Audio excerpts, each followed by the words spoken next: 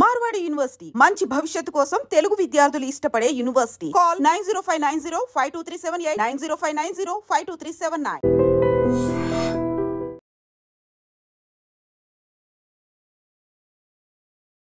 Sir మొన్న Pakistan పెహల్గాన్లో attack చేసింది మనందరం చూసాం. దానికి రివెంజ్గా మన వాళ్ళు ఆపరేషన్ సింధూర్ అని కూడా పాకిస్తాన్ మీద అటాక్ చేశారు, వార్ చేశారు.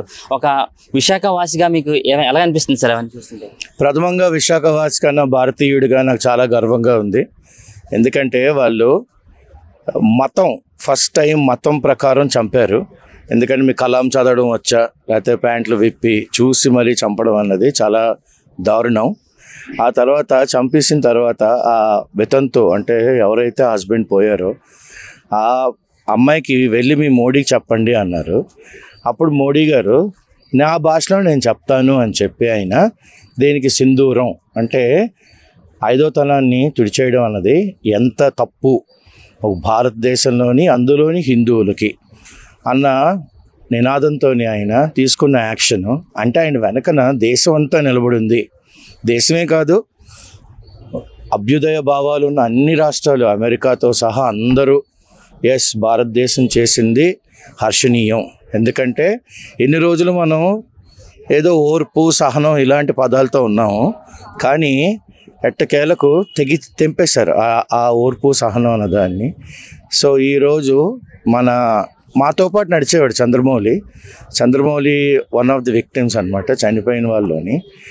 ఆ రోజు సిబిఎన్ గారు కూడా అర్ధరాత్రి వచ్చి అంటే ఎర్లీ మార్నింగ్ వచ్చే బాడీస్ ఆయన కూడా చెప్పారు ఇప్పుడు కానీ మనం దీనికి జవాబు ఇవ్వకపోతే చాలా దారుణంగా ఉంటుందని.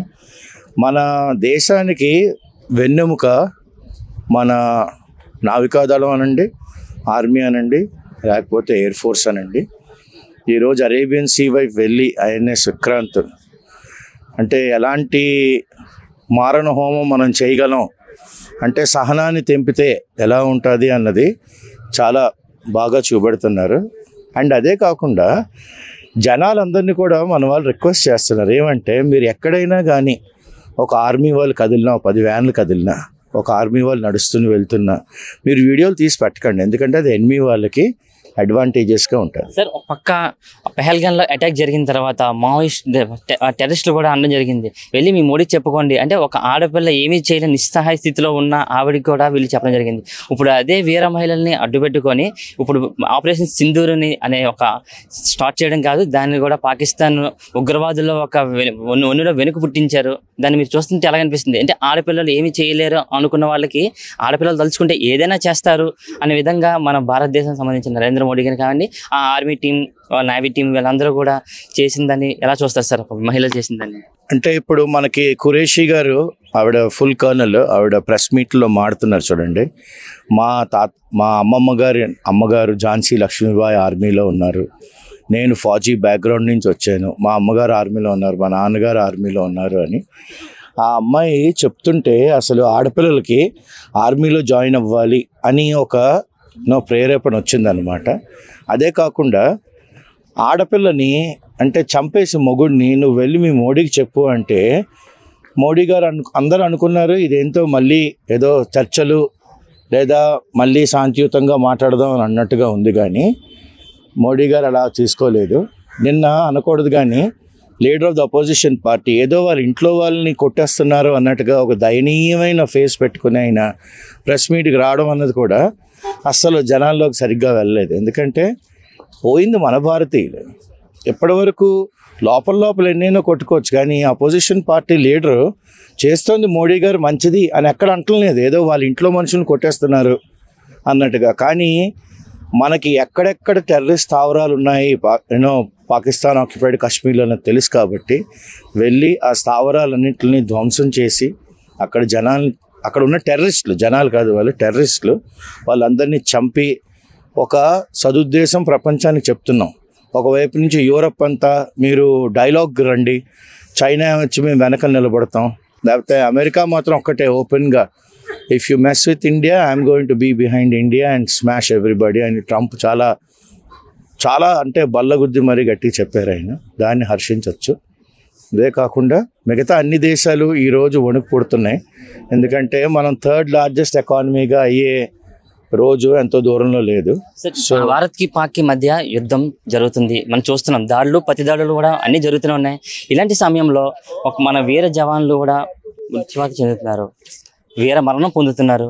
మీరు ఏమంటారు సార్ అని చూస్తుంటారు? అంటే జవాన్లు ఆర్మీలో జాయిన్ అయినప్పుడే వాళ్ళు చెప్తారు, మేము దేశం కోసం ప్రాణాలైనా వడ్డడానికి రెడీగా ఉంటాము అని. అలాగా మన నాయక్ నాయన ప్రాణం కోల్పోవడం అన్నది మనకు బాధాకరం. కానీ వాళ్ళు ఆర్మీలో జాయిన్ అయినప్పుడు వాళ్ళకి తెలుసు. అంటే అంటారు కదా, జననీ జన్మభూమిస్య స్వర్గాదపి గరీయసి అని. సో తల్లి కోసం పోవటం లేదు, జన్మభూమి కోసం పోతున్నారు వాళ్ళు. సో జన్మభూమి అన్నది మనం అంటే తెలుగులో అంటూ ఉంటారు చూడండి, సినిమాటిక్గా అంటలేదు నేను. తల్లి అన్న ఆవిడ మనల్ని నవమాసాలే మోస్తుంది, కానీ భూదేవి అన్నది మనల్ని జీవితాంతం మోస్తుంది.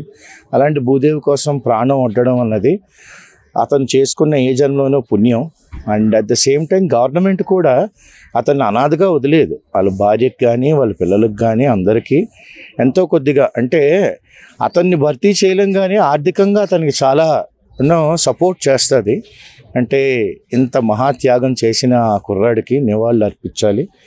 ఐ డ్రీమ్స్ ఛానల్ అన్నది ఈ యూనో మనకి అంటే భారతీయత, ఇండియన్నెస్, పేట్రియాటిజం అనేది ఈరోజు జనాలు అందరిలోని, అంటే irrespective of caste, creed, colour, gender, race, మనం భారతీయులమి అన్నది ఈ పహల్గామ్ అటాక్స్ తర్వాత తెలిసింది. ఇది హర్షణీయమైన విషయం. ఎందుకంటే చాలా ఛానల్స్ మీరేమంటారు అంటారు, కానీ ఐ డ్రీమ్స్ ఒక్కటే అంటే జనాల్లోకి బాగా తీసుకొస్తుంది ఈ విషయాన్ని.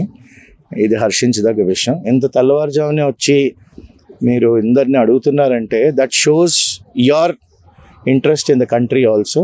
అండ్ నేను నా పరంగా ఐ హోల్ హార్టెడ్లీ మనస్పూర్వకంగా మిమ్మల్ని హర్షిస్తున్నాను.